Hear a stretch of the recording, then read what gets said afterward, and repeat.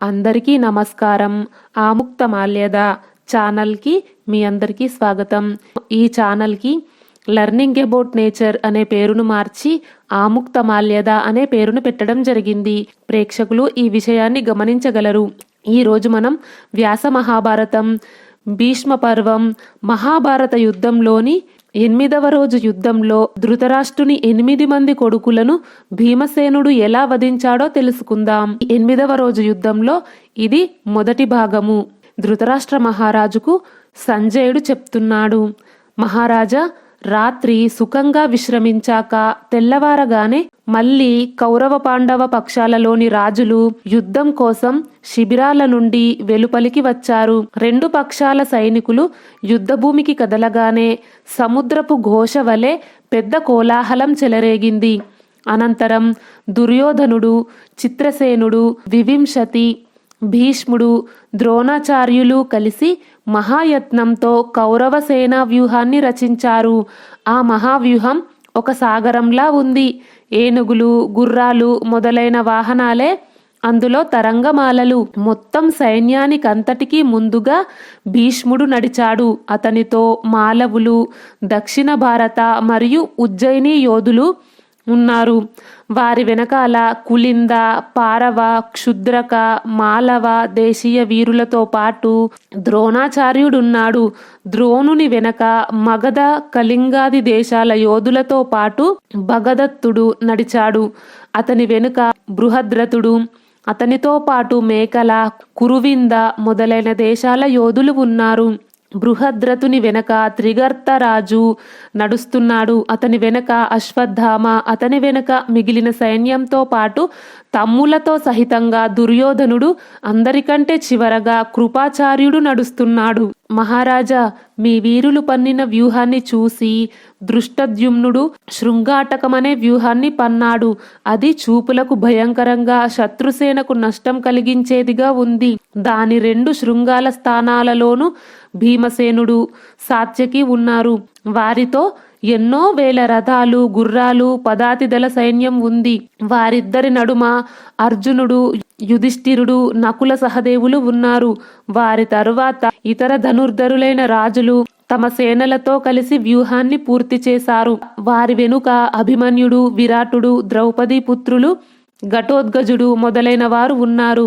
ఈ విధంగా వ్యూహ నిర్మాణం చేసుకుని పాండవులు కూడా విజయాభిలాషతో యుద్ధరంగంలో నిల్చొని ఉన్నారు. రణభేరులు మ్రోగాయి, శంఖాలు ఊదారు. ఒకరినొకరు హెచ్చరించుకుంటున్నా, గట్టిగా పిలుచుకుంటున్నా, అరచేతులు అప్పలిస్తున్న ధ్వనులు వ్యాపించసాగాయి. ఈ సంకుల నాదంతో దిక్కులన్నీ పిక్కటిల్లసాగాయి. కౌరవ పాండవ పక్ష వీరులు అనేక రకాల శస్త్రాస్త్రాలను ప్రయోగిస్తూ ఒకరినొకరు చంపుకోసాగారు. ఇంతలోనే తన రథఘోషతో దిక్కులను పిక్కటిల్ల చేస్తూ, ధనుష్టంకారంతో ప్రజలను మూర్ఛిల్ల చేస్తూ భీష్ముడు వచ్చేశాడు. అతనిని చూసి దృష్టద్యుమ్నుడు మొదలైన మహావీరులు భైరవనాదాలు చేస్తూ అతనిని ఎదిరించడానికి సిద్ధమయ్యారు. అంతటితో ఇరుపక్షాల మధ్య భీకర పోరు ప్రారంభమయ్యింది. చతురంగ బలాలు పరస్పరం తలపడ్డాయి. మధ్యందిన మార్తండుని వలె భీష్ముడు క్రుద్ధుడై తన ప్రతాపం ప్రకటిస్తూ ఉంటే పాండవులు అతని వైపు తేరి చూడలేకపోయారు. భీష్ముడు సోమక, సృంజయ, పాంచాల రాజులను బాణాలతో యుద్ధభూమిలో పడవేయసాగాడు. వారు కూడా మృత్యుభయాన్ని వీడి అతనిపైనే విరుచుకుపడ్డారు. భీష్ముడు కొద్దిసేపటిలోనే ఆ మహారథికుల యొక్క చేతులు నరికేశాడు, తలలు ఎగురగొట్టాడు, రథికులను రథాల నుండి పడవేశాడు, అశ్వికుల తలలను నరికి అశ్వాలపై నుండి పడగొట్టాడు. పర్వతాల వంటి ఏనుగులు రణభూమిలో మరణించి పడి ఉండటం కనిపించింది. ఆ సమయంలో మహావీరుడైన భీముడు తప్ప పాండవ పక్షంలోని ఏ ఒక్క వీరుడు కూడా భీష్ముని ఎదుట నిలవలేకపోయారు. భీముడు ఒక్కడే అతనిని ఎడతెగకుండా ప్రహరించసాగాడు. భీష్ముల మధ్య యుద్ధం జరిగే సమయంలో సైన్యమంతటా భయంకరమైన కోలాహలం చెలరేగింది.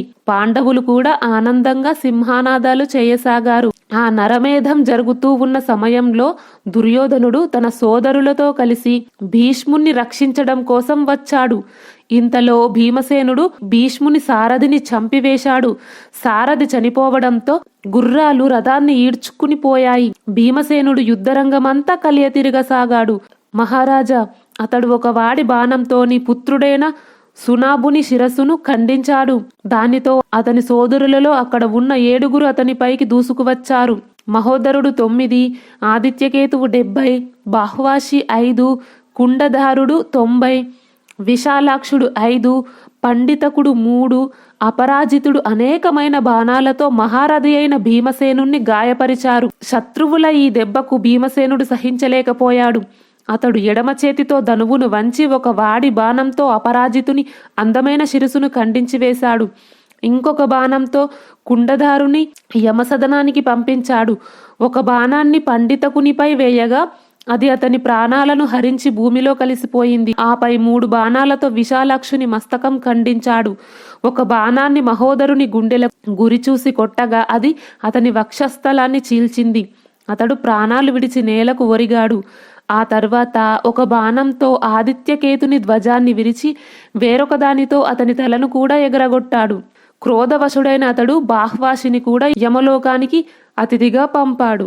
ధృతరాష్ట్ర మహారాజా, ఆ తర్వాత నీ ఇతర పుత్రులు అందరూ రణభూమి నుండి పరుగులు తీశారు. భీమసేనుడు సభలో కౌరవులను చంపుతానని చేసిన ప్రతిజ్ఞను ఈనాడే నెరవేరుస్తాడేమో అనే భయం వారి మనసులో గూడు కట్టుకుంది. సోదరుల మరణం దుర్యోధనునికి చాలా బాధ కలిగించింది. దుర్యోధనుడు, మీరంతా కలిసి ఆ భీమసేనుణ్ణి చంపండి అని తన సైనికులకు ఆజ్ఞాపించాడు. ఈ విధంగా తన బంధువుల మరణాన్ని చూసిన నీ కొడుకులకు విదురుని యొక్క మాటలు గుర్తుకు వచ్చాయి. వారు తమ మనసులలోనే విదురుడు చాలా బుద్ధిమంతుడు, దివ్య దృష్టి కలవాడు, అతడు మన మేలుకోరి చెప్పిన మాటలు ఇప్పుడు నిజమవుతున్నాయి అనుకున్నారు. ఆ తరువాత దుర్యోధనుడు భీష్ముని చెంతకు వచ్చి ఎంతో దుఃఖంతో వెక్కి వెక్కి ఏడ్చాడు. ఇలా అంటున్నాడు, నా తమ్ముళ్ళు ఎంతో ఆసక్తితోనే యుద్ధం చేశారు. వారిని భీమసేనుడు చంపివేశాడు. అంతేకాదు ఇతర యోధులను కూడా అతడు సంహరిస్తున్నాడు. మీరు తటస్థంగా ఉండిపోయారు. పైగా మమ్మల్ని పూర్తిగా ఉపేక్షిస్తున్నారు. నా ప్రారబ్ధం ఎంత కఠినమైనదో. నిజంగానే నేను చాలా చెడుదారిలోకి వచ్చాను. దుర్యోధనుని మాటలు ఎంత కటువుగా ఉన్నా అవి విన్న భీష్ముని కన్నులలో నీళ్లు తిరిగాయి. అతడు, నాయనా, నేను, ద్రోణాచార్యుడు, విదురుడు, నీ తల్లి గాంధారి కూడా ఈ పరిణామాన్ని నీకు వివరించాం. అయినా నీవు అప్పుడు గ్రహించలేదు. నేను ఇది కూడా చెప్పాను, నన్ను ద్రోణుని ఈ యుద్ధంలో దించవద్దని. అయినా నీవు లక్ష్య పెట్టలేదు. ఇప్పుడు నీకు నేను ఈ నిజాన్ని చెప్తున్నాను. ధృతరాష్ట్ర పుత్రులలో ఎవరు ఎదురుపడినా భీమసేనుడు వారిని తప్పకుండా చంపేస్తాడు. ఈ యుద్ధానికి అంతిమ ఫలం స్వర్గప్రాప్తియే అని భావించి నిలకడగా యుద్ధం చేయి. పాండవులను ఇంద్రాది దేవతలు, రాక్షసులు కూడా జయించలేరు అని అన్నాడు. ధృతరాష్ట్రుడు సంజయుణ్ణి అడుగుతున్నాడు, సంజయ, భీముడు ఒక్కడే నా కొడుకులలో చాలా మందిని చంపివేశాడు కదా. దీనిని చూసిన భీష్ముడు, ద్రోణాచార్యుడు, కృపాచార్యుడు ఏమి చేశారు? తండ్రి, నేను, భీష్ముడు, విదురుడు కూడా దుర్యోధనుని ఎంతగానో వారించాం. గాంధారి కూడా అతనికి నచ్చజెప్పింది. కాని ఆ మూర్ఖుడు మోహపూరితుడై ఒక్కటి కూడా వినలేదు. దానికి ఫలితమే నేడు అనుభవించవలసి వస్తుంది, ధృతరాష్ట్రుడు అన్నాడు. ఆ తర్వాత సంజయుడు ఇలా చెప్తున్నాడు, మహారాజా, మీరు కూడా అప్పుడు విదురుని మాటలను మన్నించలేదు.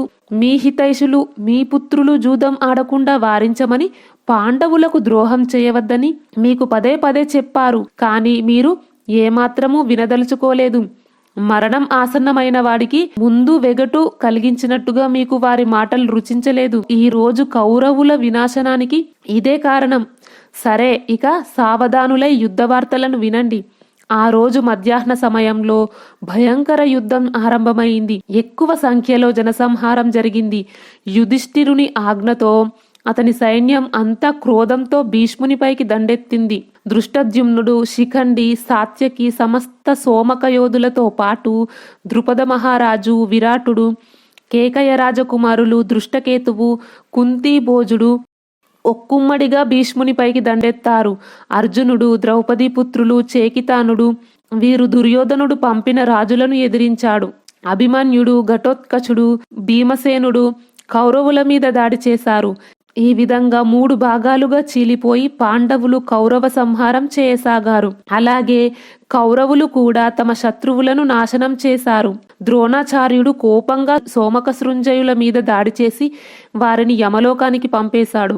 సృంజయులలో హాహాకారాలు చెలరేగాయి. ఇంకొక వైపు భీమసేనుడు కౌరవ సంహారం ఆరంభించాడు. ఇరుపక్షాల సైనికులు పరస్పరం చంపుకోవడం, చావడం జరుగుతుంది. రక్తపు టేరులు ప్రవహిస్తున్నాయి. ఆ ఘోర సంగ్రామం యమలోకాన్ని వృద్ధి పొందిస్తోంది. భీమసేనుడు గజ సైన్యంలోకి చొచ్చుకుపోయి వాటిని మృత్యుదేవతకు కానుకలుగా సమర్పిస్తున్నాడు. నకుల సహదేవులు మీ అశ్విక సైన్యంపై విరుచుకుపడ్డాడు. వారు చంపిన వేల గుర్రాల శవాలతో రణభూమి నిండిపోయింది. అర్జునుడు కూడా అనేక రాజులను చంపివేశాడు. ఆ కారణంగా అక్కడి నేల అంతా భయానకంగా ఉంది. భీష్మ, ద్రోణ, కృపాశ్వత్థామలు, కృతవర్మ మొదలైన వారు క్రోధంతో యుద్ధం చేస్తున్నప్పుడు పాండవులు కోపితులైనప్పుడు మీ పక్షపు వీరులు నశించిపోతున్నారు. ఈ విధంగా ఇరుపక్షాల సేనా సంహారం జరిగింది. వచ్చే వీడియోలో శకుని సోదరులు మరియు అర్జునుని పుత్రుడైన ఇరావంతుడు చనిపోవడం మరియు భీమసేనుని పుత్రుడు ఘటోత్కచుడు చేసిన ఘోర యుద్ధం గురించి తెలుసుకుందాం. ఈ వీడియో గురించి మీ అభిప్రాయాన్ని కామెంట్ బాక్స్లో తెలియజేయండి. ఈ వీడియో నచ్చితే లైక్ చేయండి, షేర్ చేయండి. ఆముక్తమాల్యద ఛానల్ని సబ్స్క్రైబ్ చేయండి. బెల్ ఐకాన్ గుర్తుపై క్లిక్ చేయండి. ఇంతవరకు ఈ వీడియో చూసినందుకు మీ అందరికీ ధన్యవాదాలు. సర్వే జనా సుఖినో భవంతు. కృష్ణార్పణం.